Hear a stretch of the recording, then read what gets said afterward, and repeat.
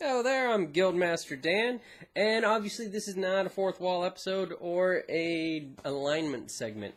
I'm just bringing you guys a quick vlog this week, mainly because, well, you may notice I'm not in my normal location. You may recognize this location from when I did, like, my Let's Plays a while back. I am currently, or my wife and I are currently packing up and we're getting ready to move. A rather big move, too. We're moving to Arkansas from Ohio, which is going to be a pretty big change. So videos over the next couple of weeks. We're moving at the end of the month, so videos over the next couple of weeks, maybe a little bit lighter in nature. Now that you're used to this, I'll probably get you guys, like, fourth wall episodes, but you know, if you just get a vlog, you know, please bear with me. I am in the middle of packing. Like here, you can even see some of my many boxes over there. Like you can kind of see the original wall back there where my art used to be. Yeah, it's kind of all. We're in the midst of packing an entire house to go move down there for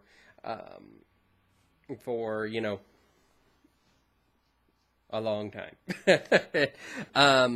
But so yeah, we're in the middle of packing and, you know, getting ready to move, and that's a lot of work. So videos maybe drop down to, you know, just vlogs, but I'm going to try and do fourth wall episodes at least.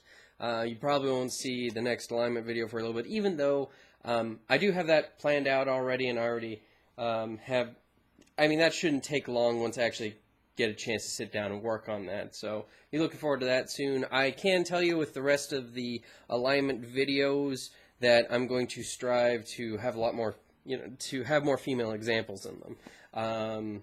You know, I really didn't, like, the reason why I did that in, you know, that previous contest, having the female examples for Lawful Evil, was that, you know, I kept trying to think of female examples, but for some reason I couldn't think of any. And I know there are lots of great female fictional characters out there that would fit, you know, all these different alignments, but it's just, for some reason they wouldn't come to me, and I needed a way to get kickstarted. And for the rest of the series, I'm going to try and get more female examples in there. Same way I'm going to try and get less comic book examples in there, because there was a lot of those too. So, you know, I'm going to try and be a little bit more diverse in your examples there. I mean, comic book characters are just great examples whenever you're talking about alignment, because they're all very archetypal and they're all very exaggerated versions of, like, personalities. And unfortunately, they're also male-dominated. So if I'm leaning towards comic book characters, naturally it's going to be a little bit harder for me to think of female characters.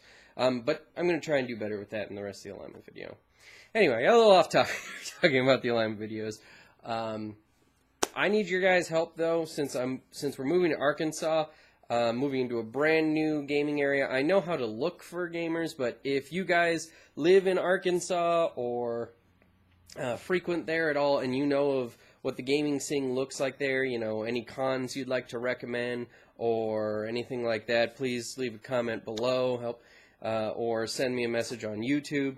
I know pretty much my hobby down there is going to become, you know, finding the gaming scene, and if it's not there, bringing it to wherever I am. So, I mean, if you guys got any leads for me, please help me out. I'll be running a 5th edition game down there, I'm sure, but, you know, it'd be very helpful if I at least knew, you know, who the gaming groups down there, what the gaming cons are like down there. Let's see, other news. My role-play-a-thon, which you guys may remember from last year, the 24-hour role-playing marathon that I run for charity, is coming up, and even though we are moving, it's still going to be held up here in Ohio. We are going to actually drive back the 12 hours to still run the event. It's still running like normal. I'm still seeking sponsors, so if any of you guys are good at crafts, art, or have your own, you know, gaming companies or anything, and you'd like to donate to our prize bundles to help encourage our teams to raise more money to help the gamer from this area who is fighting lymphoma and medical debt, it would be a great help. You know, same thing. Leave me a comment, send me a message on YouTube. We'll talk about it. I'll also leave an email below for the role play-a-thon, where if you'd like to participate online, or if you're in the area, you'd like to sign up to have a team, or even, you know, if you'd like to sponsor the event and offer something up for the prize bundles. As a quick reminder for that, we have 2 prize bundles, one for the team that raises the most money, and since we partner with Plagmata, gathering material donations to archive for future generations to study,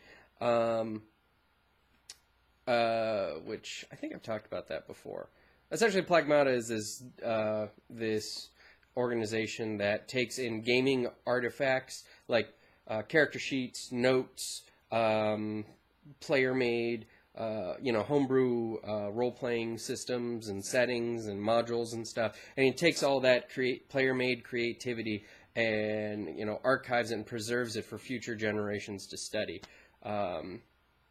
Anyway, so the second prize bundle is for the team that brings in the most donations to be archived in Plagmata, the play-generated map and document archive. Typically, what we do is the main bundle for the people who raise the most, for the team that raises the most money, is made up of, role-playing books, whether they be core rule books or source books, and like supplies such as dice or like battle mats or anything like that. Whereas the Plagmata bundle typically is made up of like books, whether it be novels or non-role-playing games, like board games or other merchandise, such as, like, this year, Privateer Press donated to us a couple of posters, one for Hordes and one for War Machine, that is signed by the design teams of each. Like, that's pretty cool, but that's an example of something that'll be in that bundle. We typically also give away con badges and online credit.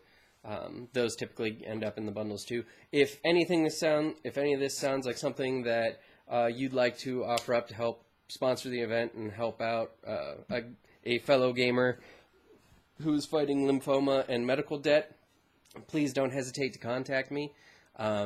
Again, if you guys have any info or any leads for me on the gaming scene in Arkansas, particularly the northeast portion of Arkansas, please shoot me a message or leave a message below. And you guys can expect, alignment video. It's going to probably be another month before you see that. But I'll try and get you guys fourth wall episodes in the meantime. Just don't be surprised if this is the setting that it's in. Sorry, it's not my normal, but I'm still going to try and get you guys episodes. Lastly, I like to leave you guys with a thought of a day in these vlogs, so at least they're not, just me talking at you for a few minutes. The thought of the day this time is, how have you used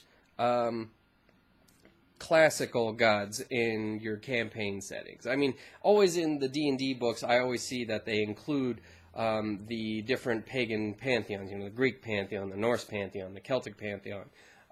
They always seem to include those or recommend those for use in, your D&D games. But I've never actually played in a game that used them.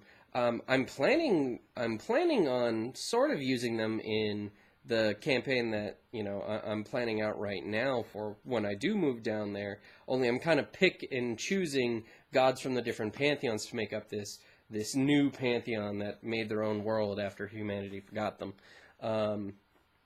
But how have you guys, have any of you ever actually used the different pagan pantheons in your D&D games?